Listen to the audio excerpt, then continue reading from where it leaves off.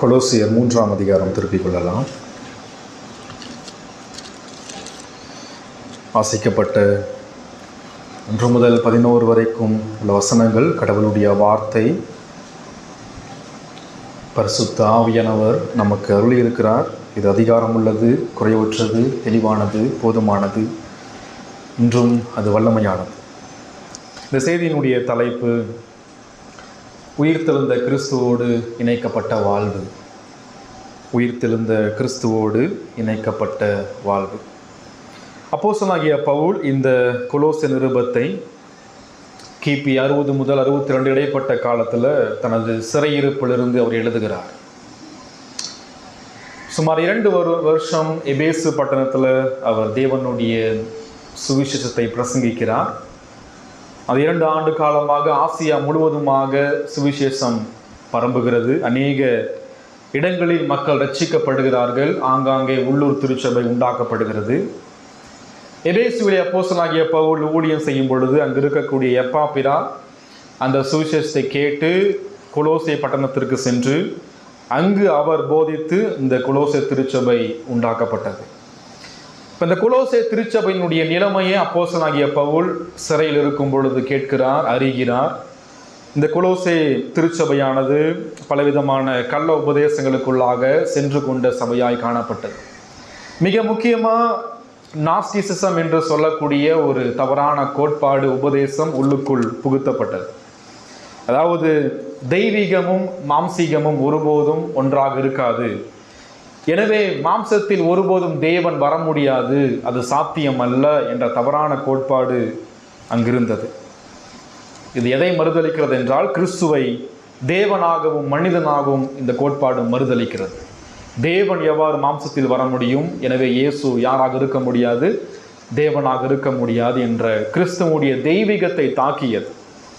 அது மாத்திரமல்ல, உலக ஞானத்தினாலும் தத்துவ ஞானத்தினாலும் என்னால் ரட்சிக்கப்பட முடியும், எனக்கு ஞானம் அதிகமாக இருந்தால் என்னால் பரலோகத்துக்கு போக முடியும் என்ற தவறான உபதேசமும் அங்கு புகுத்தப்பட்டது. யூதர்கள் மீண்டுமாக யூத சடங்குகளை சபைக்குள் நுழைத்தார்கள். பண்டிகைகளையும் பலிகளையும் அனுசரிப்பதற்கு மக்களை அவர்கள் நெருக்கினார்கள். இப்படிப்பட்ட நிலையில தான் அப்போஸ்தலனாகிய பவுல் சிறையிலிருந்து 4 நிருபத்தை அவர் எழுதுகிறார். எபேசியர், பிலிப்பியர், கொலோசியர், பிலமோன் ஆகிய 4 நிருபத்தை எழுதுகிறார். இந்த நிருபத்தை அவர் கொலோசை திருச்சபைக்கு அவர் எழுதுகிறார். இந்த கொலோசை நிருபத்தில் நம்ம வாசிக்கும் பொழுது முதல் 2 அதிகாரம் இறையியலை பற்றி பேசுகிறது. அடுத்த 2 அதிகாரம் அந்த இறையியல் அடிப்படையில் நம்முடைய நடைமுறை வாழ்க்கை, திருச்சபை வாழ்க்கையும் குடும்ப வாழ்க்கையும் வேலை ஸ்தலமும் எப்படி இருக்க வேண்டும் என்பதை குறித்து பேசுகிறார். பொதுவாக பவுலுடைய நிருபத்தை நம்ம வாசிக்கும் பொழுது முதல்ல அவர் பேசுகிற காரியம் இறைகளை குறித்து பேசுவார். கடவுள் யார் என்பதை குறித்து பேசுவார். இயேசு கிறிஸ்து யார் என்பதை குறித்து பேசுவார். ரட்சிப்புனா என்ன என்பதை குறித்து பேசுவார். திருச்சபைனா என்ன என்பதை குறித்து பேசுவார். அதற்கு அப்புறம் தான் நம்முடைய வாழ்க்கையில நாம் எப்படி மனம் திரும்பணும், எப்படி வாழணும் என்பதை குறித்து பேசுகிறார்.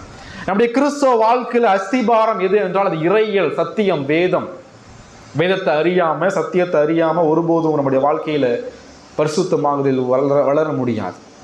முதல் 2 அதிகாரம் கிறிஸ்துவினுடைய உன்னத நிலையை குறித்து பேசுகிறார். இயேசு கிறிஸ்து எப்படிப்பட்டவர், இயேசு கிறிஸ்து அவர் தவறான கோட்பாடு சொல்வது போல அவர் தேவனும் மனிதனுமாக இல்லை என்று அவர்கள் சொல்வது போல அப்படி அல்ல. இயேசு கிறிஸ்து முழு தேவனாகவும் இருக்கிறார், முழு மனிதனாகவும் இருக்கிறார் என்று சொல்றார். அவர் முழு தேவன் மாத்திரமல்ல, அவர் ராஜா, அவர் படைத்தவர். சகல தேவத்துவத்தினுடைய பரிபூர்ணம் எல்லாம் அவருக்குள் மாம்சீகமாகவே வாசமாக இருக்கிறது என்பதை குறித்து பேசுகிறார். அடுத்த 2 அதிகாரம் அந்த கிறிஸ்துவினுடைய உன்னத நிலைக்குள்ளாக இருக்கக்கூடிய நம்முடைய வாழ்வு என்ன, இயேசுவை பற்றிய உயர்வான சிந்தனை நம்முடைய வாழ்க்கையில் என்ன தாக்கத்தை ஏற்படுத்த வேண்டும் என்பதை குறித்து அவர் பேசுகிறார். நாம் சிந்திக்கும் பொழுது இந்த 11 வசனங்களை நாம் தியானிக்கையில் இந்த 3ஆம் அதிகாரத்தில் 3 அடிப்படையான சத்தியத்தை நாம் பார்க்க போகிறோம். முதலாவது, கிறிஸ்துவினுடைய வல்லமையான உயிர்த்தெழுதல். 1ஆம் வசனம் முதலாவது வார்த்தை சொல்கிறது, நீங்கள் கிறிஸ்துவுடனே கூட எழுந்ததுண்டானால் என்று சொல்லப்படுகிறது. இந்த முதலாவது வசனத்தினுடைய முதலாவது வாக்கியத்தை நாம் வாசிக்கும் பொழுது இது அடிப்படையா 2 காரியத்தை கற்றுக் கொடுக்கிறது. முதல் 2 காரியத்தை, ஒன்று கிறிஸ்துவினுடைய வல்லமையின் உயிர்த்தெழுதல். கிறிஸ்து உயிர்த்தெழுந்திருக்கிறார் என்பதை காண்பிக்கிறது. இரண்டாவது, அந்த கிறிஸ்துவினுடைய உயிர்த்தெழுதலோடு உள்ள நமது ஐக்கியம். அதுதான் சொல்றார், நீங்கள் விசுவாசிகளை பார்த்து சொல்றார், நீங்கள் அந்த கிறிஸ்துவின் உயிர்த்தெழுதலோடு ஐக்கியப்பட்ட விசுவாசிகளாக இருப்பீர்கள் என்றால், அது ரட்சிப்பு நிச்சயம் உங்களுக்குள் இருக்கும் என்றால், அடுத்த மூன்றாவது காரியம், கிறிஸ்துவின் உயிர்த்தெழுதல் நம்மில் ஏற்படுத்தக்கூடிய பரிசுத்தமாகுதல். கிறிஸ்து உயிர்த்தெழுந்திருக்கிறார், அவரோடு நாம் இணைக்கப்பட்டிருக்கிறோம். இணைக்கப்பட்டிருப்போம் என்றால் அந்த உயிர்த்தெழுதல் நம்முடைய வாழ்வில் ஏற்படுத்துகின்ற விளைவு பரிசுத்தமாகுதல். இந்த மூன்று காரியத்தையும் அப்போஸ்தலனாகிய பவுல் எங்கிருந்து எழுதுகிறார்? வீட்டு சிறைச்சாலையில் இருக்கும் பொழுது ஒரு போதக மனபாரத்தோடு அவர் எழுதுகிறார். பவுல் இருக்கக்கூடிய இடம் ஒரு அரண்மனை கிடையாது, அங்கே சுதந்திரமாக செயல்பட முடியாது. அவர் வீட்டுக்காவலில் வைக்கப்பட்டாலும் கைகளும் கால்களும் சங்கிலினால் கட்டப்பட்ட ஒரு நிலைதான். அந்த நிலையில் திருச்சபையின் மீது உள்ள வைராக்கியத்தோடு, தவறான உபதேசத்தின் மீதான உள்ள பரிசுத்த கோபத்தோடு, சத்தியத்தின் மீதான பற்றுதலோடு, எந்த விசுவாசி நரகத்திற்கு போய்விடக்கூடாது என்ற ஆத்தும பாரத்தோடு, கிறிஸ்துவினுடைய மகிமையை சிறைச்சாலையில் இருக்கக்கூடிய அப்போஸ்தலனாகிய பவுல் உணர்ந்து உணர்ந்து உணர்ந்து அந்த இருதய பொங்கினால் அந்த இருதயத்திலிருந்து நிருபங்கள் சபையை நோக்கி செல்கிறது. மெய்யாகவே இது பரிசுத்த ஆவியினுடைய செயல்பாடு. முதலாவது காரியம் நாம் பார்க்கும் பொழுது, நீங்கள் கிறிஸ்துவுடனே கூட எழுந்ததுண்டானால் கிறிஸ்துவின் வல்லமையான உயிர்த்தெழுதல். கொலோசே திருச்சபை அறிந்து கொள்ள வேண்டிய மிக முக்கியமான நோக்கம், கொலோசே சபையினுடைய அடிப்படை தேவை, மிக தீவிரமான தேவை, to know who is Christ. இயேசு கிறிஸ்து யார், அவர் எப்படிப்பட்டவர், அவர் எந்த அளவுக்கு உன்னதமானவர், அவர் எவ்வளவு வல்லமையான தேவன், அவர் எந்த அளவுக்கு நீதியுள்ள மனுஷகுமாரன் என்பதை திருச்சபை அறிந்து கொள்ள வேண்டும். மீண்டுமாக கொலோசே திருச்சபையினுடைய அத்தியாவசியமான தேவை, சுவிசேஷம் என்றால் என்ன என்பதை அறிந்து கொள்ள வேண்டும். சுவிசேஷம் என்றால் என்ன என்பதை அறிந்து கொள்வதுதான் கள்ள உபதேசங்களுக்கான ஒரே ஒரு தீர்வு. அதுதான் கொலோசியர் 1ஆம் அதிகாரத்தில் 6ஆம் வசனத்தை வாசிக்கும் போது பவுல் சொல்றார், அந்த நம்பிக்கையை குறித்து நீங்கள் முன்னமே சத்திய வசனமாகிய சுவிசேஷம், சத்திய வசனமாகிய சுவிசேஷம், அந்த சத்திய வசனமாகிய சுவிசேஷத்தை யார் கொடுத்தது? பிதாவாகிய தேவன் கொடுத்தார் திருச்சபைக்கு. ஆண்டவராக இயேசு கிறிஸ்து சிலுவையிலே அதை முத்திரித்திருக்கிறார். ஒவ்வொரு முறையும் பரிசுத்த ஆவியானவர் தம்முடைய வேதாகமத்திலிருந்து திருச்சபைக்கு அந்த சத்திய வசனமாகிய சுவிசேஷத்தை பிரசங்கிக்கிறார். எது அந்த சத்திய சுவிசேஷ வசனம்? அந்த சத்திய சுவிசேஷ வசனம் இயேசு கிறிஸ்துவனுடைய பிறப்பு, இயேசு கிறிஸ்துவனுடைய மரணம், இயேசு கிறிஸ்துவனுடைய அடக்கம், இயேசு கிறிஸ்துவனுடைய உயிர்த்தெழுதலை திருச்சபைக்கு பேசுகிறது. அந்த சத்திய சுவிசேஷ வசனம் கிறிஸ்துவினுடைய மகிமையை திருச்சபைக்கு பேசுகிறது. அதுதான் முதல் 2 அதிகாரத்தில் அப்போஸ்தலனாகிய பவுல் பேசுறார். அந்த சத்திய சுவிசேஷத்தினுடைய சாராம்சம் இயேசு யார் என்பதை அங்கே அவர் பேசுறார். 15ஆம் வசனம் முதல் வாசிக்கும் பொழுது 1ஆம் அதிகாரத்தில் இயேசு கிறிஸ்துவை என்னன்னு சொல்றார்? இயேசு கிறிஸ்து வெறுமனே மனிதன் மாத்திரமல்ல, இயேசு கிறிஸ்து வெறுமனே தேவன் மாத்திரமல்ல, இயேசு கிறிஸ்து மாம்சத்தில் வந்த தேவன். அவர் பிதாவினுடைய தற்சுரூபம், அவர் சர்வ சிருஷ்டிக்கு முந்தின பேருமானவர். அவர் தேவகுமாரன் மாத்திரமல்ல, சகலத்தையும் படைத்தவர், சிருஷ்டிகர். ஆதியிலே தேவன் வானத்தையும் பூமியும் படைக்கும் போது அங்கு அவருடைய நேசகுமாரனாக இருந்தவர். சகலமும் அவர் மூலமாய் அவருக்கென்று உண்டாக்கப்பட்டது. அது மாத்திரமல்ல, இயேசு கிறிஸ்து சர்வத்தையும் பராமரிக்கிறவர், ராஜா. சகலமும் அவருக்குள் நிலை நிற்கிறது. எபிரேயர் 1:3 சொல்கிறது, சர்வத்தையும் தம்முடைய வல்லமையுள்ள வசனத்தினாலே அவர் தாங்கி கொண்டிருக்கிறார். இந்த பூமியை அவர் தாங்கி கொண்டிருக்கிறார், சூரியனை தாங்கி கொண்டிருக்கிறார், எல்லா நட்சத்திர படைப்புகளையும் அவர் தாங்கி கொண்டிருக்கிறார். பூமியில் காணப்படுகிற சிறிய கண்ணுக்கு தெரியாத பூச்சி முதல் மனிதனாகிய ஒவ்வொரு மனிதன் வரைக்கும், கடலுடைய படைப்புகள் வரைக்கும் அனைத்தையும் அவர் கிறிஸ்து தாங்கி இயக்கி கொண்டிருக்கிறார். அந்த கிறிஸ்து சர்வ இறையாண்மை உள்ளவர். பவுல் சொல்றார் 18ஆம் வசனம், அவரே சபையாகிய சரீரத்திற்கும் தலையானவர். அந்த இயேசு கிறிஸ்து திருச்சபைக்கு தலைவராக இருக்கிறார். அப்ப இப்படிப்பட்ட இயேசு கிறிஸ்து, இப்படிப்பட்ட தேவகுமாரன், மகிமையினுடைய தேவன் என்ன செஞ்சார்? 14ஆம் வசனம் சொல்கிறது, குமாரனாகிய அவருக்குள் அவருடைய இரத்தத்தினாலே பாவ மன்னிப்பாகிய மீட்பு நமக்கு உண்டாயிருக்கிறது.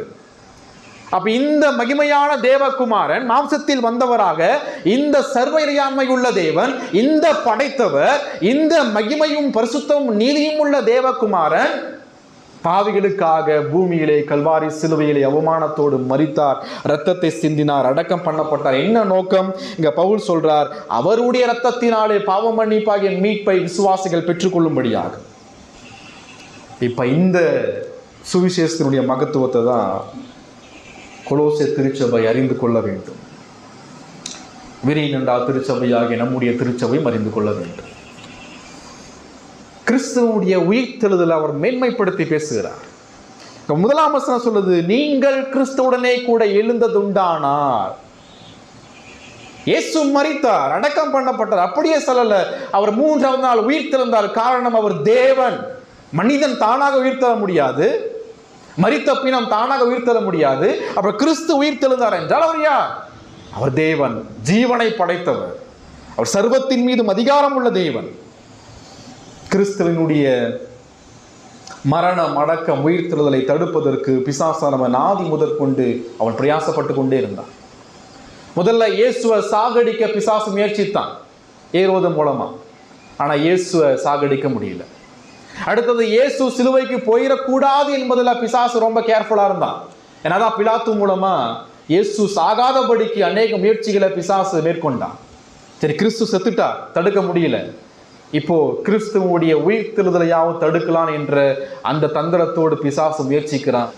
கிறிஸ்துவனுடைய உயிர்த்தெழுதலையும் பிசாசானால் தடுக்க முடியவில்லை. கிறிஸ்து உயிர்த்தெழுந்தார், வெற்றி சிறந்தார். கிறிஸ்துவனுடைய உயிர்த்தெழுதலை பற்றி அநேக தவறான கோட்பாடுகள் முதலாம் நூற்றாண்டு முதல் இன்னைக்கு வரைக்கும் இருக்குது. ஏசெல்லாம் உயிர்த்தெழுலைங்க என்பது அநேக கிறிஸ்தவர்கள் கூட இன்றைக்கு நம்பிக்கொண்டிருக்கிறார்கள்.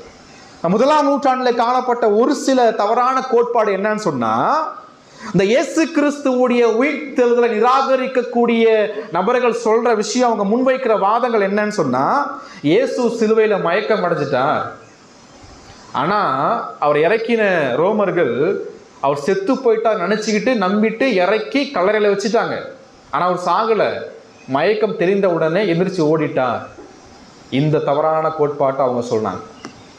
இன்னும் அவங்க சொல்றாங்க, இயேசு கல்லறையில வைக்கப்பட்டார், ஆனா சீசர்கள் அவரை திருடி கொண்டு போய்விட்டார்கள். வேற எங்கேயோ ஒரு ஊர்ல இப்ப இயேசு வாழ்ந்துட்டு இருப்பா. இந்த தவறான உபதேசத்தையும் அவங்க நம்ப ஆரம்பிச்சாங்க. எல்லாத்துக்கும் மேல இயேசுனுடைய கல்லறையை தேடி ஓடி பார்க்க சென்ற சீசர்கள் உண்மையாக இயேசு வைக்கப்பட்ட கல்லறைக்கு போகாம மாத்தி இன்னொரு கல்லறைக்கு போயிட்டாங்க, அங்க இயேசு இல்லை. இப்படிப்பட்ட தவறான கோட்பாடுகள், கிறிஸ்துவுடைய உயிர்த்தெழுதலை பற்றிய தவறான சிந்தனைகள் இன்றைக்கு வரைக்கும் உலகில் நிலவி கொண்டிருக்கிறது. இதற்கு கிறிஸ்தவர்கள் மிக எச்சரிக்கையாக இருக்க வேண்டும். கிறிஸ்துவுடைய உயிர்த்தெழுதலை அமர்ந்திருக்கிற விசுவாசிகளாகி நீங்கள் நானும் ஏன் விசுவாசிக்கணும்?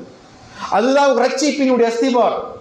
நீங்கள் கிறிஸ்துவுடைய உயிர்த்தெழுதலை இன்று ஆணித்தனமாக நீங்கள் விசுவாசித்து அதில் நம்பிக்கை கொண்டு அதில் மகிழ்ச்சி அடைந்து அதன் மூலமா நீங்கள் இயேசுவை மகிமைப்படுத்தவில்லை என்றால் நீங்கள் ரட்சிக்கப்படவில்லை என்ற அர்த்தம்.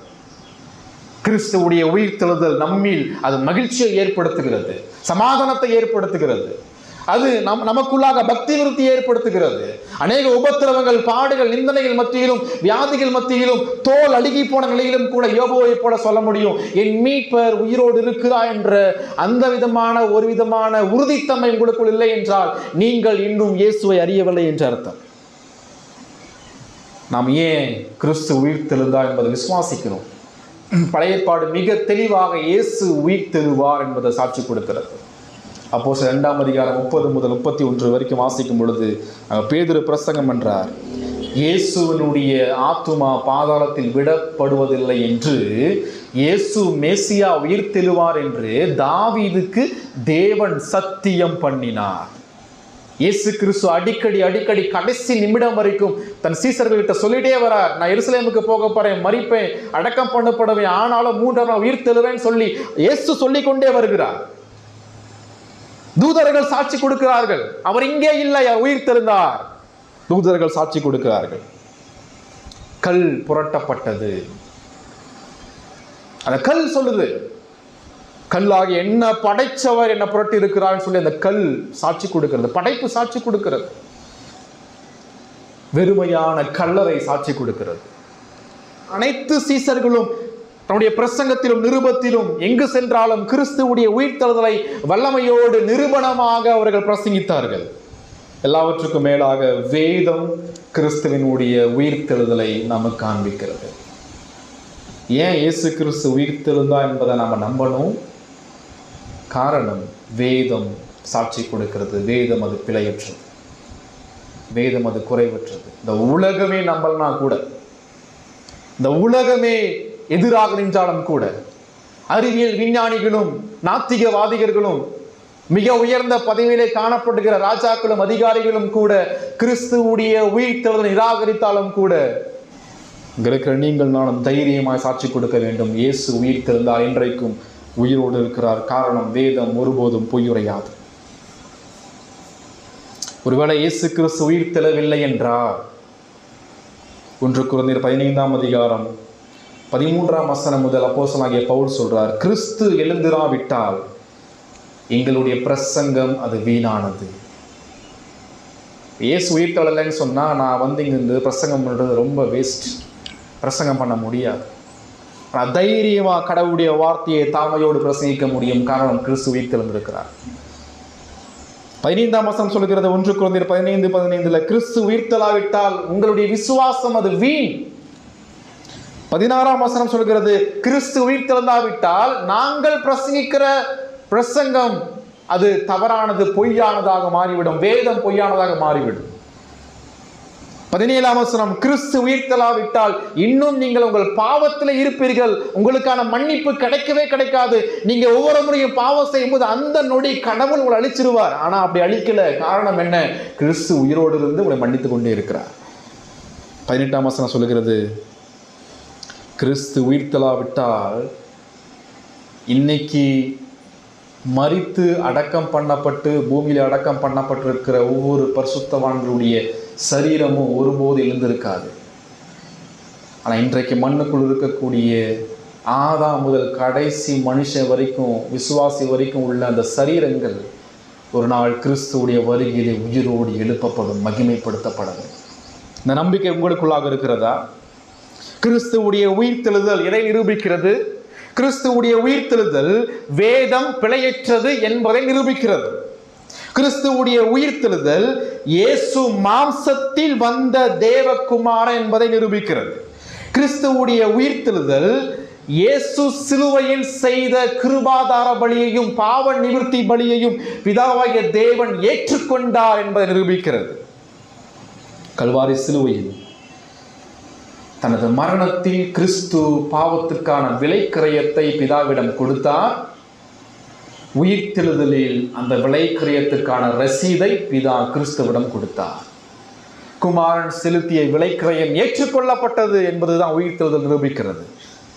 கிறிஸ்துவுடைய உயிர்த்தெழுதல் இயேசுவே திருச்சபைக்கு தலைவராக இருக்கக்கூடிய முதற் பேரானவர் என்பதை காண்பிக்கிறது. கிறிஸ்துவுடைய உயிர்த்தெழுதல் நமது மரணத்தில் நமக்கான ஒரு நம்பிக்கையை உண்டு பண்ணுகிறது. இரண்டாவது, 3ஆம் அதிகாரம் 1ஆம் வசனம் சொல்லுகிறது, நீங்கள் கிறிஸ்துவுடனே கூட எழுந்ததுண்டானால். இயேசு கிறிஸ்துவுடைய வல்லமையான உயிர்த்தெழுதல் அது ஏற்படுத்துகின்ற தாக்கங்கள், அதனுடைய நிருபங்கள், அதனுடைய சாட்சிகளை குறித்து நாம் பார்த்தோம்.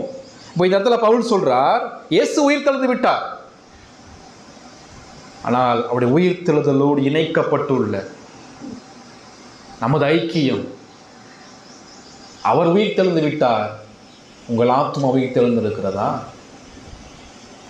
பாவத்தில் மரித்து போன உங்களுடைய ஆத்மா உயிர்ப்பிக்கப்பட்டிருக்கிறதா? நீங்கள் கிறிஸ்துவுடனே கூட எழுந்ததுண்டானால் என்றால், நீங்கள் என்ற வார்த்தை எல்லா நபரையும் குறிக்கவில்லை, விசுவாசிகளை குறிக்கிறது. கொலோசே சபையில் உள்ள விசுவாசிகளை குறிக்கிறது. இங்க கிறிஸ்து உடனே, உடன் என்ற வார்த்தை கிறிஸ்துவோடு உள்ள ஐக்கியத்தை குறிக்கிறது. Unity with Christ. ஒரு விசுவாசிக்கும் இயேசு கிறிஸ்துவுக்கு இடையில் உள்ள ஐக்கியத்தையும் இணைப்பையும் இது நமக்கு காண்பிக்கிறது. எழுந்ததுண்டானால் என்ற வார்த்தை மரித்து போன உங்கள் ஆத்துமா உயிர்ப்பிக்கப்பட்டிருக்கிறதா? இயேசுவுக்கும் சபைக்கும், இயேசுவுக்கும் ஒவ்வொரு விசுவாசிக்கும் இடையே உள்ள ஐக்கியமானது அது ஒரு ரகசியம். வேதம் சொல்லுகிறது, பிதாவாகிய தேவன் நாம் பிறப்பதற்கு முன்பாக, உலகம் உண்டாவதற்கு முன்பாக ஆதி நித்தியத்திலே உங்களையும் என்னையும் கிறிஸ்துவுக்குள் தெரிந்து கொண்டார். கிறிஸ்துவுக்குள். எனவே நீங்களும் நானும் கிறிஸ்துவுக்குள் தெரிந்து கொண்டாலும் ரட்சிக்கப்படுகிற வரைக்கும் நாம் பிதாவினுடைய கோபத்திற்கு கீழாகவே வாழ்ந்து கொண்டிருக்கிறோம். எபேசியர் 1:4 பவுல் சொல்றார், எல்லா தெரிந்து கொள்ளப்பட்ட மக்களும், அதாவது எல்லா விசுவாசிகளும் உலகம் உண்டாவதற்கு முன்பாக இயேசுவுக்குள், இயேசுவோடு உள்ள ஐக்கியத்தில் தெரிந்து கொள்ளப்பட்டார்கள். ஆனால் இயேசுவோடு உள்ள ஐக்கியத்தில் அப்பொழுதே நாம் காணப்பட்டாலும் 2ஆம் அதிகாரத்தில் பவுல் சொல்றார், நீங்கள் அக்கிரமத்திலும் பாவத்திலும் மரித்திருக்கிறீர்கள், நீங்கள் தேவனுடைய கோபாக்கினைக்குள்ளாக இருக்கிறீர்கள், நீங்கள் கிறிஸ்து இல்லாமல் வாழ்ந்து கொண்டிருக்கிறீர்கள். எனவே இயேசு கிறிஸ்துவோடு உள்ள ஐக்கியம் என்பது அது ஒரு ரகசியம். நாம் கிறிஸ்துவுக்குள் தெரிந்து கொள்ளப்பட்டோம்.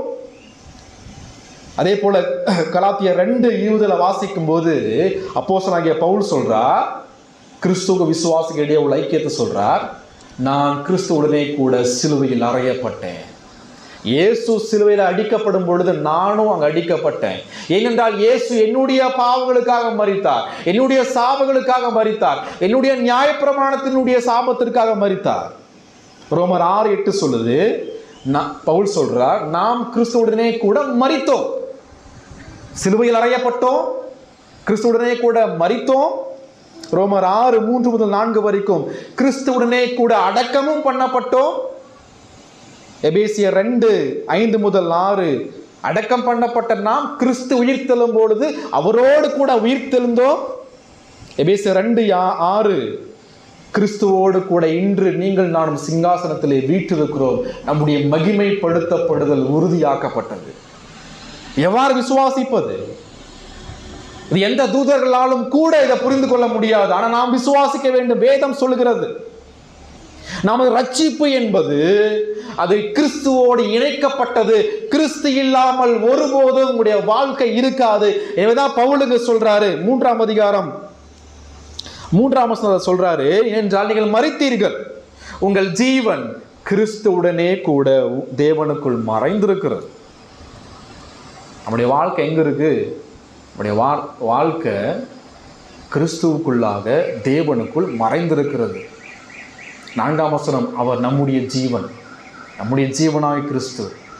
ரட்சிப்பின் படிமுறைகள் ஒவ்வொன்றும், ரட்சிப்பினுடைய படிமுறைகள் ஒவ்வொன்றும் அது கிறிஸ்துவோடு இணைக்கப்பட்ட நமது ஆசீர்வதிக்கப்பட்ட வாழ்க்கையை குறிக்கிறது. நாம் கிறிஸ்து இயேசுவுக்குள் தெரிந்து கொள்ளப்பட்டோம், கிறிஸ்து இயேசுவுக்குள் முன்னறியப்பட்டோம், கிறிஸ்து இயேசுவுக்குள் நாம் அழைக்கப்பட்டோம், கிறிஸ்து இயேசுவுக்குள் நாம் மனமாற்றத்தை அடைந்தோம், கிறிஸ்து இயேசுவுக்குள் நாம் நீதிமானாக்கப்பட்டோம், கிறிஸ்து இயேசுவுக்குள் நாம் புத்திர சுவிகாரத்தை பெற்றுக்கொண்டோம், கிறிஸ்து இயேசுவுக்குள் ஒப்புரவாக்கப்பட்டோம், கிறிஸ்து இயேசுவுக்குள் பரிசுத்தமாக்கப்பட்டோம், கிறிஸ்து இயேசுவுக்குள் மகிமைப்படுத்தப்பட்டோம். கிறிஸ்துவனுடைய உயிர்த்தெழுதலோடு உள்ள ஐக்கியம்.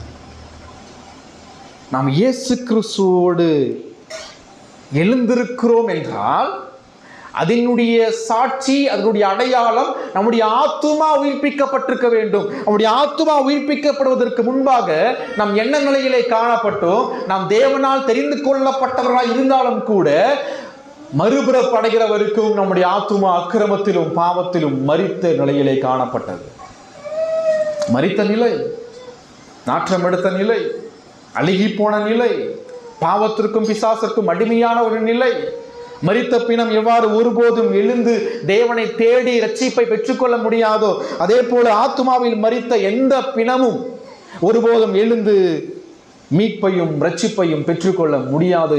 இலவசமாய் கிருபையினாலே கிறிஸ்து இயேசுவை கொண்டு பரிசுத்த ஆவியானவர் ஒவ்வொரு தெரிந்து கொள்ளப்பட்ட மரித்து போன ஆத்துமாவையும் தம்முடைய வல்லமையான சத்திய வசனமாகிய சுவிசேஷத்தை கொண்டு அவர் உயிர்ப்பித்தார்.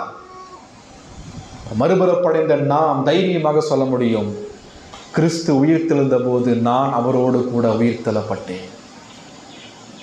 எவ்வளவு மேன்மையான சத்தியம்! கிறிஸ்துவை உயிர்த்தெழச் செய்த அதே பிதாவினுடைய வல்லமை, கிறிஸ்து உயிர்த்தெழுந்த அதே கிறிஸ்துவுடைய வல்லமை, கிறிஸ்துவுடைய உயிர்த்தெழுதலிலே காணப்பட்ட அதே பரிசுத்த ஆவியானவருடைய வல்லமை இருக்கிற ரட்சிக்கப்பட்ட உங்கள் ஒவ்வொரு ஆத்துமாவையும் வல்லமையோடு உயிர்ப்பிக்கப்பட்டிருக்கிறது. அவர் உயிர்ப்பித்தார். திரியேக தேவன் உயிர்ப்பித்தார். தன்னுடைய குமாரனை உயிர்ப்பித்த அதே வல்லமையுள்ள தேவன் தான் அதே வல்லமையை கொண்டு உங்களை உயிர்ப்பித்திருக்கிறார். உங்கள் ஆத்துமா உயிர்ப்பிக்கப்பட்டிருக்கிறதா? உங்கள் ஆத்துமா மறுபிறப்படைந்திருக்கிறதா? உங்கள் ஆத்துமா கிறிஸ்துவனுடைய உயிர்த்தெழுதலோடு இணைக்கப்பட்டிருக்கிறீர்களா? சிந்தித்து பாருங்கள். மூன்றாவது, 1ஆம் வசனம் சொல்கிறது, கிறிஸ்துவனுடைய உயிர்த்தெழுதல் நம்மில் ஏற்படுத்தும் பரிசுத்தமாகுதல். கிறிஸ்துவனுடைய உயிர்த்தெழுதல் நம்மில் ஏற்படுத்தும் பரிசுத்தமாகுதல். இயேசு வல்லமையோடு உயிர்த்தெழுந்தா அந்த வல்லமையான உயிர்த்தெழுதலோடு நீங்கள் ஐக்கியப்பட்டிருக்கிறீர்களா? மூன்றாவது, ஐக்கியப்பட்டிருப்பீர்கள் என்றால் அந்த உயிர்த்தெழுதல் உங்களுக்குள்ளாக பரிசுத்தமான வாழ்க்கையை நாள்தோறும் அது ஏற்படுத்தும். 1ஆம் வசனம், நீங்கள் கிறிஸ்துவுடனே கூட எழுந்ததுண்டானால். மீண்டும் மீண்டும் அப்போஸ்தலனாகிய பவுல் அந்த தவறான உபதேசத்தை கண்டித்து கொண்டே வரார். நீங்க நினைச்சிட்டு இருக்கீங்க இயேசு தேவன் அல்ல, நினைச்சிட்டு இருக்கீங்க. நினைச்சிட்டு இருக்கீங்க இயேசு வெறுமனை மனுஷன் தான் நினைச்சிட்டு இருக்கீங்க. நான் பவுல் சொல்றாரு, இயேசு மாம்சத்தில் வந்த தேவன், அவர் உயிர்த்திருந்தார். காரணம், அவர் தேவகுமாரன் என்பதை நிரூபிச்சுட்டே இருக்கிறார், காண்பித்து கொண்டே இருக்கிறார். நீங்கள் கிறிஸ்துவுடனே கூட எழுந்தது உண்டானால், சரியா? இறையில சொல்லிட்டார். அடுத்து நடைமுறை வாழ்க்கையை சொல்றார். கிறிஸ்து தேவனுடைய வலது பரிசத்தில் வீற்றிருக்கும் இடத்தில் உள்ள மேலானவைகளையே தேடுங்கள். இயேசு உயிர்த்தெழுந்திருக்கிறார், அவரோடு இணைக்கப்பட்டிருக்கிறீர்கள். இது சத்தியம். இந்த சத்தியம் உங்களுக்குள் ஏற்படுத்துகின்ற தாக்கம், அவரை தேடுங்கள், மேலானவைகளை நாடுங்கள். பூமியில் உள்ளவைகளை அல்ல, மேலானவைகளையே நாடுங்கள். 2 வார்த்தை பயன்படுத்தப்பட்டிருக்கு. ஒன்று தேடுங்கள், 2வது நாடுங்கள். தேடுங்கள் என்றால் மிக ஆர்வத்தோடு, மிக கவனத்தோடு, உற்சாகத்தோடு, விருப்பத்தோடு, விலை மதிப்பு மிக்க ஒரு பொருளை தேடி ஓடுவது என்ற அர்த்தம். நாடுங்கள் என்றால் மூல பாஷையிலே உங்கள் மனதை அங்கு பதிவு செய்யுங்கள். Fix your mind. உங்கள் மனதையும் இருதயத்தையும் எதை தேடுகிறீர்களோ அதன் மீது முத்திரை செய்யுங்கள், பதிவு செய்யுங்கள் என்ற அர்த்தம். எதை தேட சொல்றார் பவுல்? எதை நாட சொல்றார்?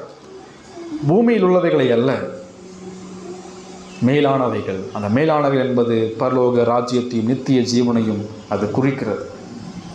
அந்த பரலோக ராஜ்யத்தில் இருக்கக்கூடிய காரியம் அது மேலான ஒன்று, மகிமையான ஒன்று. எது அது? அது கிறிஸ்து தேவனுடைய வலது பார்சத்தில் வீற்றிருக்கும் இடத்தில் உள்ள மேலானவைகள். நம்ம எதை தேடணும்னு சொன்னா, பரலோக ராஜ்யத்திலே பிதா அமர்ந்திருக்கிற சிங்காசனத்திலே வலது பார்சத்திலே அமர்ந்திருக்கிற நமது இரட்சகரும் தேவனுமாய் இருக்கக்கூடிய இயேசு கிறிஸ்து அமர்ந்திருக்கிறார்கள். அந்த சிங்காசனத்தினுடைய மகிமையை தேடுங்கள். அங்க அமர்ந்திருக்கிற கிறிஸ்துவினுடைய மேன்மையை தேடுங்கள். ஏனென்றால் அவரே உங்கள் ஜீவனாக இருக்கிறார். உங்கள் ஜீவன் எங்க இருக்கிறது? உங்கள் ஜீவன் உலகத்தில் இருக்கும் என்றால் நீங்கள் உலகத்தை தேடுவீர்கள்.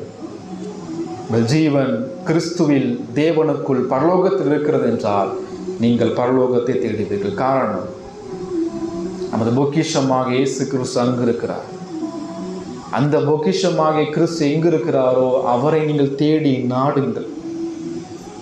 இங்க சொல்றாரு, அவர் தேவனுடைய வலது பார்சத்தில் வீற்றிருக்கிறார், அதை தேடுங்கள். இங்க என்ன சொல்றார்? இயேசு தேவனுடைய சிங்காசனத்திலே வலது பக்கத்தில் அமர்ந்திருக்கிற அந்த காரியங்கள் எதை குறிக்கிறது? கிறிஸ்துவுடைய வலது பாரிசத்தம் எதை நமக்கு வெளிப்படுத்துகிறது? கிறிஸ்துவுடைய வலது பாரிசம் என்ற சத்தியம் திருச்சபை மக்களாகிய உங்களுக்கும் எனக்கும் கற்றுக் கொடுக்கக்கூடிய சத்தியம் என்ன? அநேக சத்தியங்கள். இந்த இடத்துல இயேசு பிதாவிற்கு மேலாக உட்கார்ந்து இருக்கவில்லை, சரியா? அல்லது இயேசு பிதாவுக்கு கீழாக உட்கார்ந்து இருக்கவில்லை. இயேசு பிதாவின் இடது பக்கத்தில் உட்கார்ந்து இருக்கவில்லை. இயேசு எங்கு உட்கார்ந்து இருக்கிறார்? இயேசு சிங்காசனத்தில் தேவனுடைய வலது பக்கத்தில் உட்கார்ந்து கொண்டிருக்கிறார். வலது பக்கம் என்பது பிதாவின் வல்லமையை குறிக்கிறது.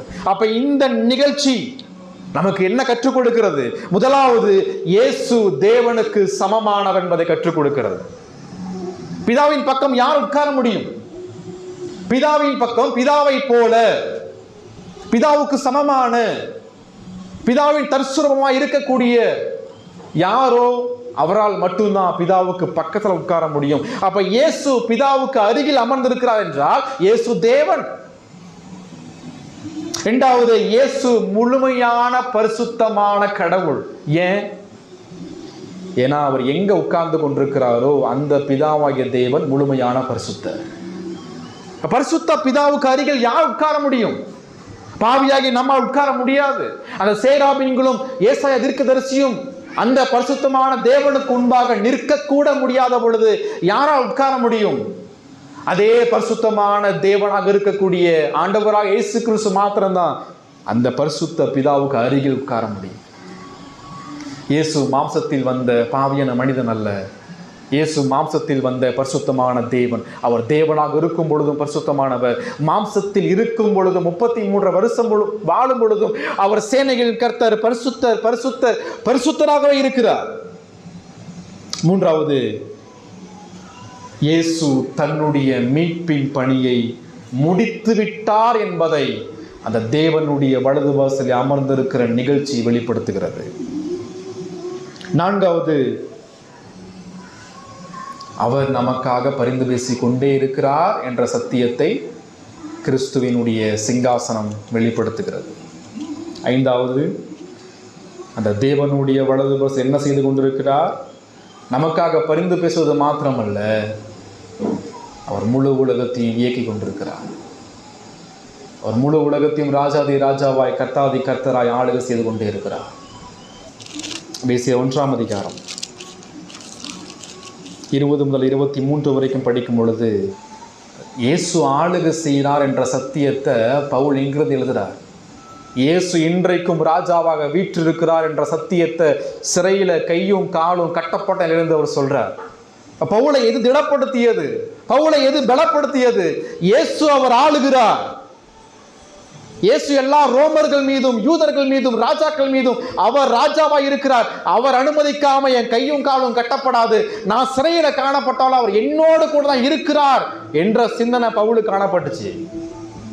அப்போஸ்தலர் 12ஆம் அதிகாரத்தை படிக்கும் பொழுது யாக்கோபு என்கிற சீசனை ஏரோதுராஜா தலையை வெட்டிடுறான். ஆனா பேதுரு காப்பாற்றப்படுறான். 2 பேரும் சிறையில் அடைக்கப்படுறாங்க.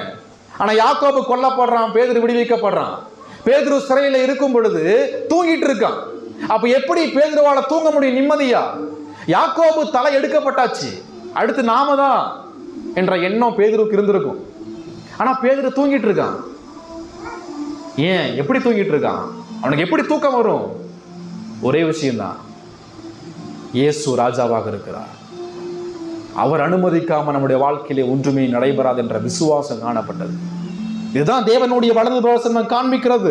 அது மாத்திரமல்ல, தேவனுடைய வலது வாசலை வீற்றிருக்கிற இயேசு கிறிஸ்து எதை நமக்கு வெளிப்படுத்துகிறார்? அவர் நியாயாதிபதியாக அமர்ந்திருக்கிறார். ஒரு நாள் அவர் எழுந்திருக்க போகிறார். அவர் பூமியை நியாயம் தீர்க்க வரப்போகிறார். நாம் அவருக்கு முன்பாக நின்று கொண்டிருக்கிறோம். இயேசு கிறிஸ்து தேவனுடைய வலது வாசத்திலே உலகத்தை ஆளும் ராஜாதி ராஜாவாக வீற்றிருக்கிறார்.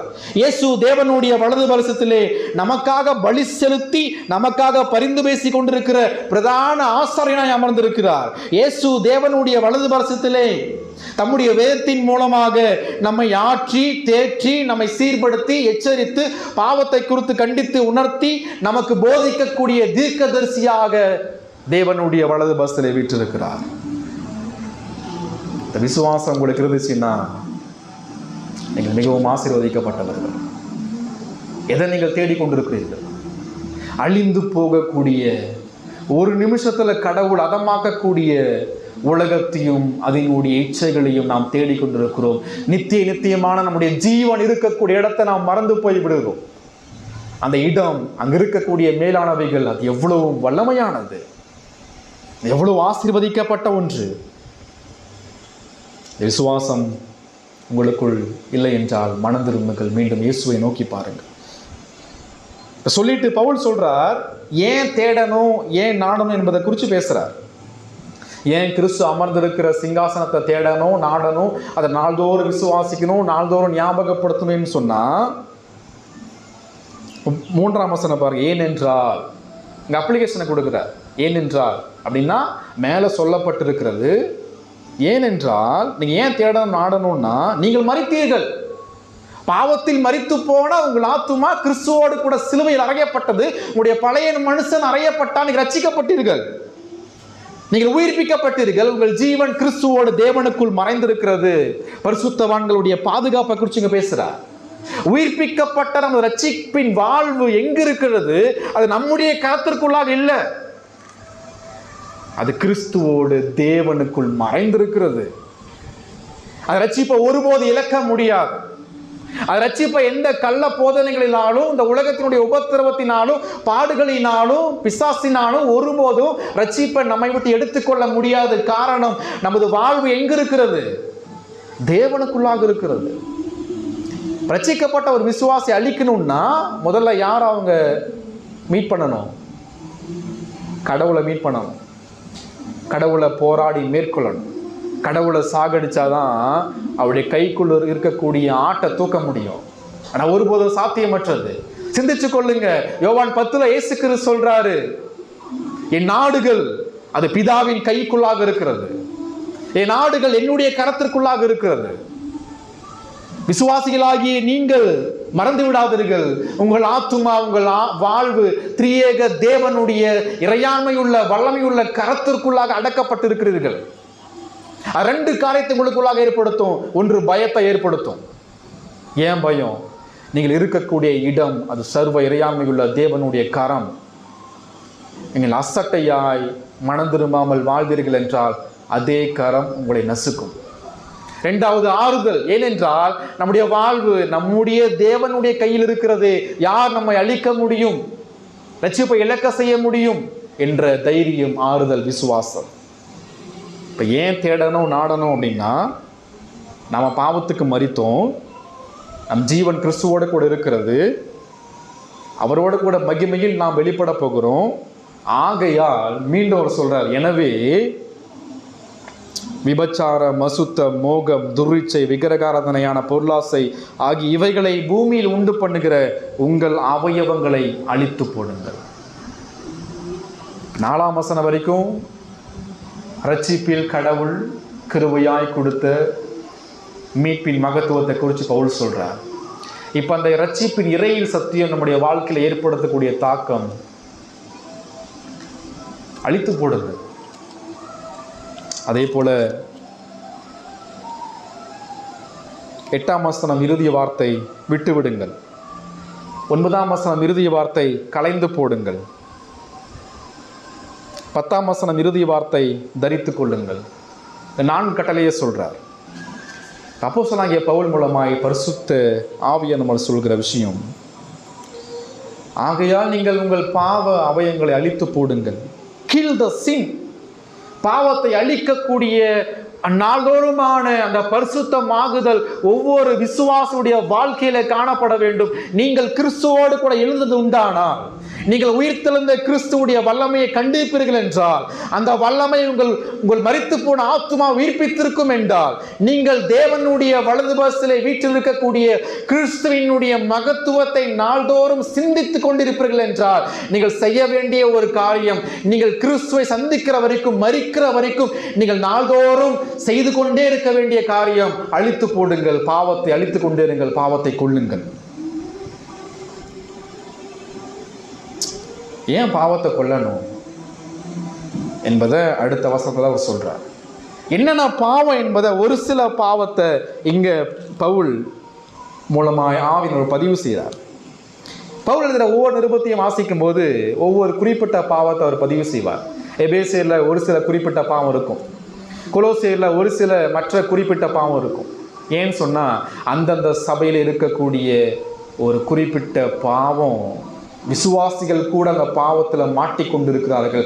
அந்த பாவம் என்ன என்பதை பவுலுக்கு தெரிஞ்சிருக்கு. இப்ப அந்த பாவத்தை அவங்க அழிக்கலைன்னு சொன்னா கடவுள் அவங்களை அழிக்க போறார். இப்ப இந்த பயம் பவுலுக்குள்ள வந்த உடனே வைராக்கியத்தோடு மனம் திரும்ப பிரசங்கம் பண்றார். இப்ப அந்த ஒவ்வொரு பாவமும் என்ன என்பதை அங்க பட்டியலிடுறாரு பாருங்க. முதலாவது அவர் சொல்றாரு, விபச்சாரம், அசுத்தம், மோகம், துர்ரிச்சை, விக்கிரக ஆராதனையான பொருளாசை. இந்த 5 பாவங்களும் ஒரே பாவத்தை தான் சொல்லுது, விபச்சாரம் பாவம். செக்ஸுவல் இம்மாரலிட்டியை சொல்லுது. விசுவாசிகள் கூட இந்த பாவத்தில் அநேக நேரத்தில் மாட்டிக்கொண்டிருக்கிறார்கள். இப்ப ஏன் விபச்சாரம் பாவம்? விபச்சாரம் என்பது திருமணத்திற்கு வெளியே உள்ள பாலிய உறவு.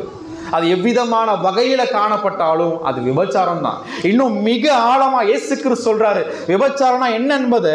ஆண்டவராக இயேசு கிறிஸ்து மத்தேயு 5:27 அவர் சொல்றார். 5ஆம் அதிகாரம் 28, நான் உங்களுக்கு சொல்லுகிறேன், ஒரு ஸ்திரீயை இச்சையோடு பார்க்கிற எவனும் தன் இருதயத்தில் அவளோடு கூட விபச்சாரம் செய்தாயிற்று. அந்த விபச்சாரம் என்கிற பாவத்தை குறித்து தான் எழுதிய அதிகமான நிருபங்களில் பவுல் சொல்லி கொண்டே இருக்கிறார். 1 வாசிக்கும் போது அங்க சபைக்குள் அமர்ந்திருக்கக்கூடிய விசுவாசி போன்று அமர்ந்திருக்கக்கூடிய அந்த நபருடைய விபச்சாரத்தை பவுல் கடிந்து கொள்கிறார். ஏன் விபச்சாரம் மிக மோசமான பாவம்? காரணம் 1 கொரிந்தியர் 6ஆம் அதிகாரத்தை படிக்கும் பொழுது அங்க அப்போஸ்தலனாகிய பவுல் சொல்றார், உங்கள் சரீரம் அது உங்களுடையதல்ல, அது கிறிஸ்துவினுடையது. அந்த 6:17 சொல்றாரு, கர்த்தரோடு இசைந்திருக்கிறவன் அவரோடு கூட ஒரே ஆவியாக இருக்கிறான். அதே போல வேசித்தனத்தோடு இணைந்திருக்கிறவன் அவளோடு கூட ஒரே சரீரமாக இருக்க என்பது அறியீர்களா? உங்கள் சரீரங்கள் கிறிஸ்துவின் அவயவங்கள் என்று அறியீர்களா? இங்க அமர்ந்திருக்கிற நம்முடைய கண்ணு முதல் கால் வரைக்கும் ஒவ்வொரு அவயவமும் அது கிறிஸ்துவினுடையது. இப்ப கேள்வி என்னன்னா, கிறிஸ்துவினுடைய அவயவத்தை நீங்க எப்படி விபச்சாரத்துக்கு கொடுக்க முடியும், பாவத்திற்கு கொடுக்க முடியும்? உங்கள் சரீரமானது நீங்கள் தேவனாலே பெற்றும் உங்கள் தங்கியும் இருக்கிற பரிசுத்த ஆவியினுடைய என்று அறியீர்களா? நீங்கள் கிரயத்துக்கு கொல்லப்பட்டீர்கள். அவர் சொல்றார், உங்களை விலைக்கிரயமா மீட்பதற்கு இயேசு ரத்தத்தை சிந்தி இருக்கிறார். அப்படி சிந்தி மீட்ட உங்கள் சரீரத்தை எப்படி நீங்கள் பாவத்துக்கு ஒப்பு கொடுக்க முடியும்? அடுத்து பவுலுங்க சொல்றார், அசுத்தம். இந்த அசுத்தம் என்பது விபச்சாரத்தினுடைய சிந்தனை இருதயத்தில் உண்டாகும் பொழுது அது நம்முடைய இருதயம், மனது, ஆத்துமா, சித்தம் ஆகியவற்றை அசுத்தமாக்குகிறது. 1 தெசலோனிக்கேயர் 4ஆம் அதிகாரம் 7ஆம் வசனத்தை படிக்கும் பொழுது 1 தெசலோனிக்கேயர் 4ஆம் அதிகாரம் 7ஆம் வசனம், தேவன் நம்மை அசுத்தத்திற்கு அல்ல பரிசுத்தத்திற்கே அழைத்திருக்கிறார். இந்த அசுத்தம் என்ற வார்த்தை விபச்சாரத்தோடு தொடர்புடையது. ஒவ்வொரு முறையும் அந்த சிந்தனை இதயத்திற்குள்ளாக வரும்பொழுது நீங்கள் அப்பொழுதே கிறிஸ்துவுடைய சிலுவை கீழாக வைத்து அதை அழிக்கவில்லை என்றால் அது அசுத்தமாக மாறும். அது செயல்களிலே வெளிப்படும். அது தேவ கோபத்தை பெற்றுக் கொடுக்கும். பவுல் சொல்றார், மோகம் இதுவும் இந்த பாவத்தோடு தொடர்புடையது. ரோமர் 1ஆம் அதிகாரம் 26ஆம் வசனம், ரோமர் 1ஆம் அதிகாரம் 26ஆம் வசனத்தை படிக்கும் பொழுது இந்த பவுல் சொல்றார், இது நிமித்தம் தேவன் அவர்களை இழிவான இச்சை ரோகங்களுக்கு ஒப்பு கொடுத்தார். அந்தபடியே அவர்களுடைய பெண்கள் சுபாவ அனுபவத்தை சுபாவத்துக்கு விரோதமான அனுபவமாக மாற்றினார்கள். பொருளாசை. பவுல் சொல்ற விஷயம் விக்கிரகாராதனையான பொருளாசை. இந்த பொருளாசை என்ற பதமானது மீண்டுமாக இந்த விபச்சாரம் என்ற பாவத்தோடு கூட தொடர்புடையது. வெறுமனே பொருள் மீது வரக்கூடிய ஆசையை மாத்திரம் சொல்லல, 10 கட்டளை இல்ல, கடைசி கட்டளை சொல்லுது, இச்சையாதிருப்பீர்களாக. பொருளை மாத்திரமல்ல, வீட்டை மாத்திரமல்ல, இந்த உலகத்தினுடைய சொத்துக்களை மாத்திரமல்ல, அந்த தேவன் சொல்ற 10 கட்டளையில பிறனுடைய மனைவியை, பிறனுடைய கணவனை இச்சையாதிருப்பீர்களாக. அனைத்து பாவங்களும் அது விக்கிரகாராதனை. விக்கிரகாராதனை என்பது ஒரு சிலையை உண்டாக்கி சிலைக்கு முன்பாக நின்று மற்ற பிரஜாதிகளைப் போல தாள குமிட்டு வணங்குவது மாத்திரமல்ல, நீங்கள் எங்கு அமர்ந்திருக்கும் பொழுதும் விக்கிரகாராதனைக்காரர்களாக அமர்ந்திருக்கலாம். உங்களுக்குள் இவ்விதமான பாவம் இருக்கும் என்றார். விக்கிரக ஆராதனை என்பது தேவனுடைய மகிமையை பறிக்க முயற்சிப்பது. விக்கிரக ஆராதனை என்பது தேவன் அமர்ந்திருக்கிற சிங்காசனத்தை எட்டி உதைத்து அங்கு நீங்கள் அமர முயற்சிப்பது. இந்த பாவத்தை நீங்க செய்யும் போது, நீங்க விபச்சாரம், அசுத்தம், பொருளாசை, மோகத்திற்குள்ளாக உட்படும் பொழுது நீங்கள் விக்கிரக ஆராதனை செய்கிறீர்கள். நீங்கள் தேவனை நேரடியாக தாக்குகிறீர்கள். விளைவு மிக மோசமான ஒன்றாக இருக்கும். எனவேதான் அந்த பாவத்தை சுட்டி காட்டி மனம் திரும்ப அழைக்கிறார். பாவத்தை நாள்தோறும் அழியுங்கள், மத்தேயு 5ஆம் அதிகாரம் மீண்டுமாக திருப்பிக் கொள்ளுங்கள். அங்கே இயேசு கிறிஸ்து சொல்றார். மத்தேயு 5ஆம் அதிகாரம் 28-29 சொல்லி 28 இச்சையை பற்றி சொல்லிட்டு 29 சொல்றாரு, எப்படி அந்த பாவத்தை அழிக்கணும்னு சொன்னா, உன் வலதுக்கர் உனக்கு இடரல் உண்டாக்கினால் அதை பிடுங்கி எறிந்து போடு.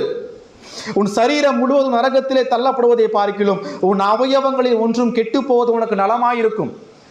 உன் வலது கை உனக்கு இடரல் உண்டாக்கினால் அதை தரித்து எறிந்து போடு. உன் சரீரம் முழுவதுமாக நரகத்தில் தள்ளப்படுவதை பார்க்கிலும் உன் அவயவங்களில் ஒன்றும் கெட்டு போவது உனக்கு நலமாயிருக்கும். இயேசு கிறிஸ்து சொல்றாரு, உனது இச்சை நரகத்துல தள்ளும். இங்க சொல்ற விஷயம், கண்ணுல இச்சை உண்டாகுன்னு சொன்னா அந்த உண்டாகிற பாவத்தை அப்பொழுதே கொல்லுங்கள், அழித்து போடுங்கள். மீண்டும் மீண்டும் பாவத்தை தூண்டுகிற காரியத்தை நோக்கி ஓடாதிருங்கள். உங்க கையை பாவம் செய்ய தூண்டுதுன்னு சொன்னா அந்த கையை வேகத்துக்கு நேராக கொண்டு போங்க. உங்க கால்களை பாவத்துக்கு நேராக தூண்டுதுன்னு சொன்னா அந்த கால்களை ஜெபிப்பதற்கு கொண்டு போங்க, முழங்கால் படியிட கொண்டு போங்க, ஆராதனைக்கு திருச்சபையோடு இருப்பதற்கு கொண்டு போங்க. ஏன் அழித்து போட வேண்டும் இவ்விதமான பாவங்களை? கொலோசியர் 3:6 திருப்பிக் கொள்ளுங்கள். இவைகளின் பொருட்டு கீழ்ப்படியாமின் பிள்ளைகள் மேல் தேவ கோபாக்கினை வரும். ரொம்ப சிம்பிளா பவுல் சொல்றார். ரொம்ப பயங்கரமான ஒரு சத்தியத்தை எளிமையா சொல்லிட்டார். பாவத்தை அழித்து போடுங்கள், இல்லை என்றால் தேவ கோபம் உங்களை அழித்து போடும். Kill sin or God will kill you. இந்த பாவத்தை நீங்க செய்து கொண்டே இருப்பீங்கன்னு சொன்னா நீங்கள் கீழ்ப்படியாமினுடைய பிள்ளைகளாக இருக்கிறீர்கள். கீழ்ப்படியாமின் பிள்ளைகள் மனம் திரும்பாவிட்டால் தேவ கோபாக்கினை வரும். 7ஆம் வசனம், நீங்கள் முற்காலத்திலே அவர்களுக்குள்ளாக சஞ்சரித்த போது அவைகளை செய்து கொண்டு வந்தீர்கள். ரட்சிக்கப்படுவதற்கு முன்பாக நீங்களும் செஞ்சுட்டு இருந்தீங்க. ஆனா பழைய மனுஷனாக வாழும்பொழுது செய்த அதே பாவத்தை மீண்டும் செஞ்சீங்கன்னு சொன்னா உங்க ரட்சிப்புக்கான அடையாளமே இருக்க முடியாது. 8ஆம் வசனம், இப்பொழுது மீண்டும் ஒரு செட் ஆஃப் சின்ஸ் அங்க சொல்றார். மீண்டும் ஒரு விதமான பாவத்தை 8ஆம் வசனத்துல மீண்டும் சொல்றார். இப்பொழுது கோபமும் மூர்க்கமும் பொறாமையும் உங்கள் வாயில் பிறக்கலாக தூஷணமும் வம்பு வார்த்தைகளும் ஆகிய இவைகளை எல்லாம் விட்டு விடுங்கள், அழித்து போடுங்கன்னு சொல்றார். விபச்சாரத்தையும் மோகத்தையும் அசுத்தையும் அழித்து போடுங்கன்னு சொல்றார். கில் தீஸ் அப்படின்றார். இங்க மீண்டும் கலைந்து போடுங்கள் அப்படின்றார். தூக்கி எரிஞ்சிருங்க அப்படின்றார். கவனிங்க, மேல சொல்லப்பட்ட அந்த பாவத்துக்கும் கீழே சொல்லப்பட்ட பாவத்துக்கும் எந்த வித்தியாசமே கிடையாது. அதுக்கு ஒரு விதமான தேவ கோபாக்கின, இதுக்கு ஒரு விதமான தேவ கோபாக்கின கிடையாது. எந்த அளவுக்கு விபச்சாரத்தை கடவுள் பாவமாக பார்க்கிறாரோ, எந்த அளவுக்கு கொலையை கடவுள் பாவமாக பார்க்கிறாரோ, அதே அளவுக்கு தான் கோபத்தையும் மூர்க்கத்தையும் வாயிலிருந்து பிறக்கக்கூடாத கெட்ட வார்த்தைகளையும் தூஷணமான வம்பு வார்த்தைகளையும் கடவுள் ரொம்ப சீரியஸா பார்த்து கொண்டே இருக்கிறார்.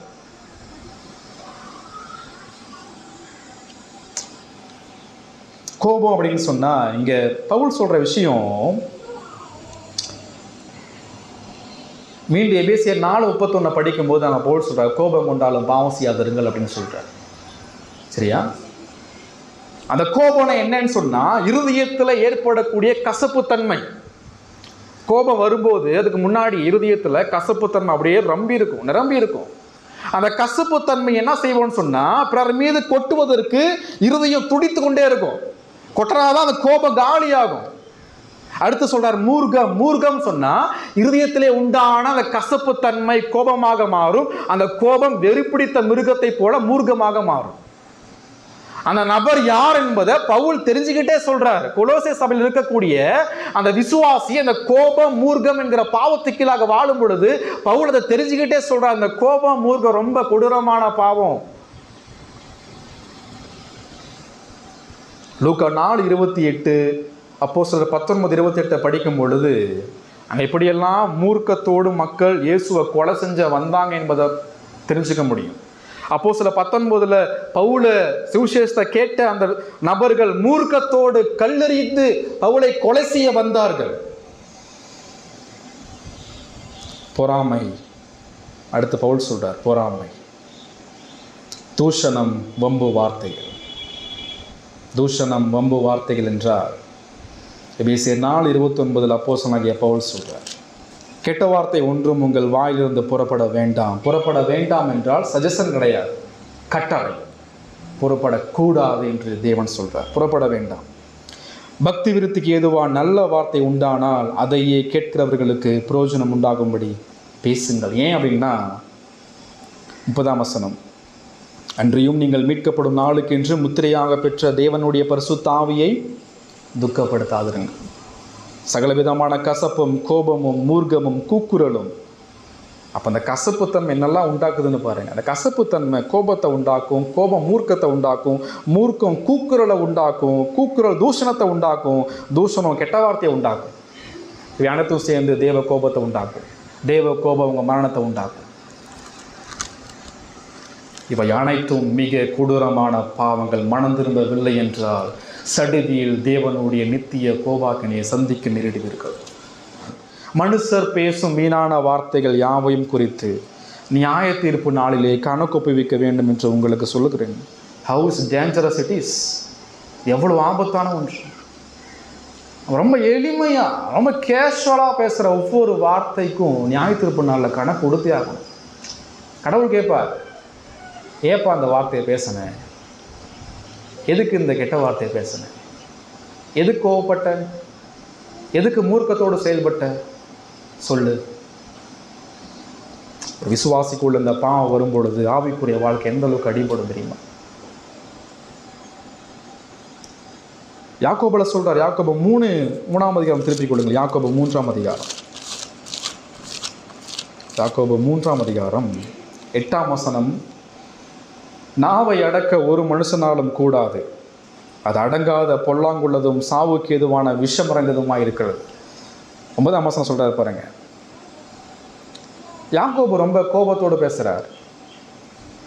அதனாலே நீங்கள் பிதாவாகிய தேவனை துதிக்கிறீர்கள், அதனாலே தேவனுடைய சாயலின்படி உண்டாக்கப்பட்ட மனுஷரை சபிக்கிறீர்கள். ஒரே நாவினால கடவுளை ஆராதிக்கிறீங்க, கடவுளை பாடுறீங்க, அதே நாவினால கடவுள் வெறுக்கிற ரொம்ப அசுத்தமான இழிவான வார்த்தைகளை பேசி கொண்டிருக்கிறீங்க. இது எப்படி சாத்தியம்? இது கடவுள் அங்கீகரிப்பாரான்ற கேள்வியை இங்க ஆவியானவர் கேட்டுக்கொண்டே இருக்கிறார்.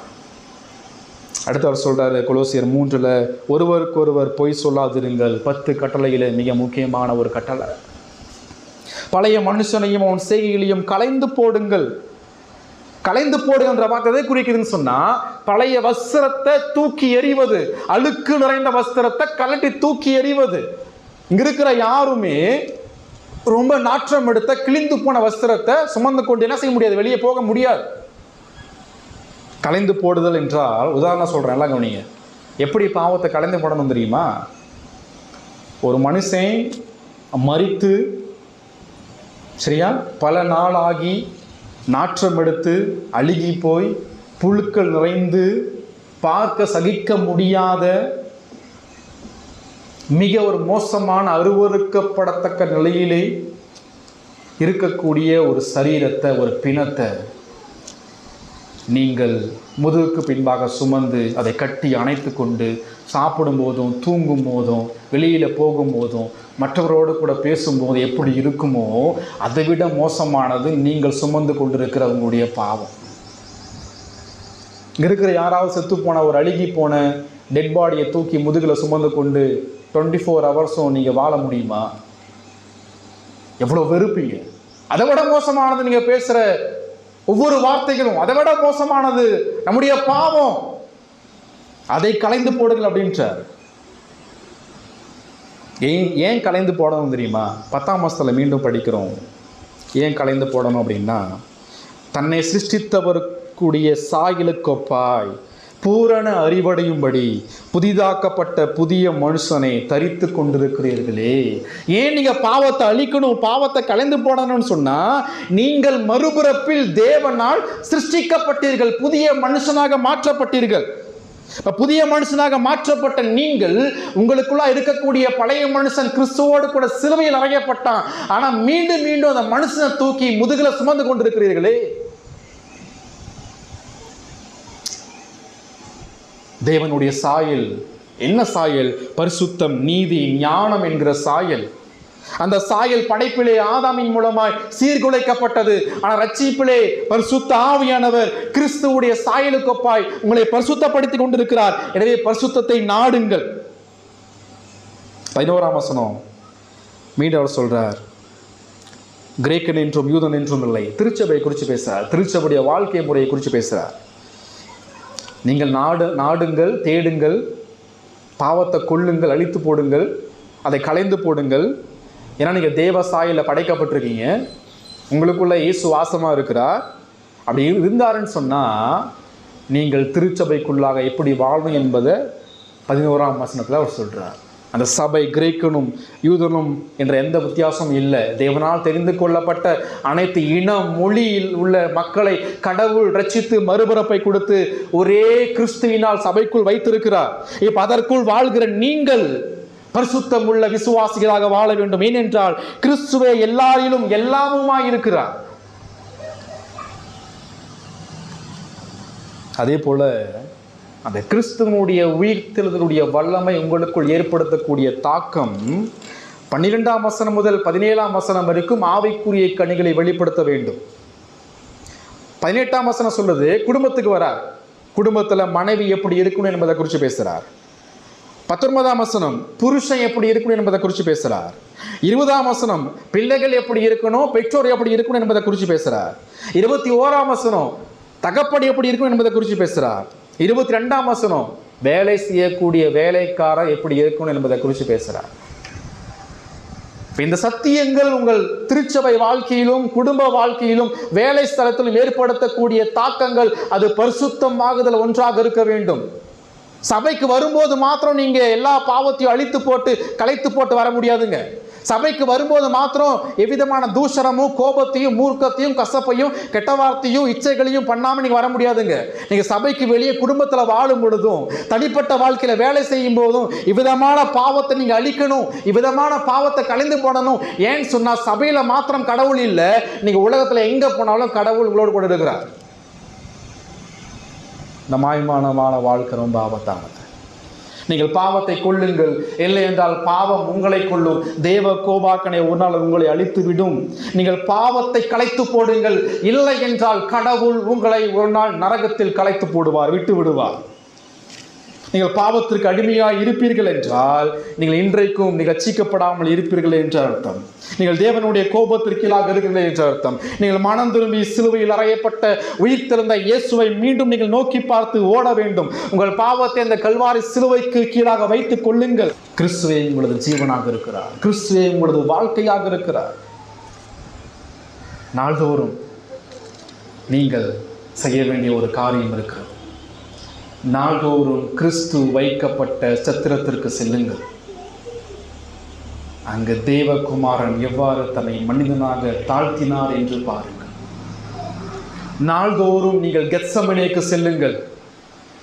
அங்கு தேவனுடைய குமாரன் மீது நமக்கு பதிலாக தேவ கோபாக்கினை பாத்திரம் எவ்வாறு வைக்கப்பட்டது என்பதை சிந்தித்து பாருங்கள். நாள்தோறும் சிலுவைக்கு கொல்கதாவுக்கு செல்லுங்கள். அங்கு நமது பாவம் நமது ராஜாவை என்னவெல்லாம் செஞ்சது என்று ஆழ்ந்து பார்த்து அங்கிருந்து வரக்கூடிய இரத்தத்திலே உங்கள் பாவத்தை கழுவுங்கள். நாள்தோறும் கல் புரட்டப்பட்ட வெறுமையான கல்லறைக்கு செல்லுங்கள். நமக்காக மரித்தவர் வெற்றி சிறந்து உயிர்த்தெழுந்தார் என்ற மகிழ்ச்சியை பெற்றுக்கொள்ளுங்கள். நாள்தோறும் தேவனுடைய சிங்காசனத்திலே கிறிஸ்து அமர்ந்திருக்கிற சிங்காசனத்திற்கு செல்லுங்கள். அங்குதான் நமக்கான வாழ்க்கை அமைந்திருக்கிறது. அங்குதான் நமது ராஜாவாகிய கிறிஸ்து நமது வாழ்க்கையும் திருச்சபையும் இந்த உலகத்தையும் ஆளுகை செய்கிறார் என்ற ஆறுதலை கொள்ளுங்கள். மனம் திரும்பவில்லை என்றார் அக்கிரம செய்காரை என்னை விட்டு அகன்றுப்போம் என்று சொல்ல போகிறார். சபைக்கு வெளியில் கடவுளை அறியாத ஒரு புறஜாதியனாய் இருந்து நரகத்துக்கு செல்வதை பார்க்கிறோம்.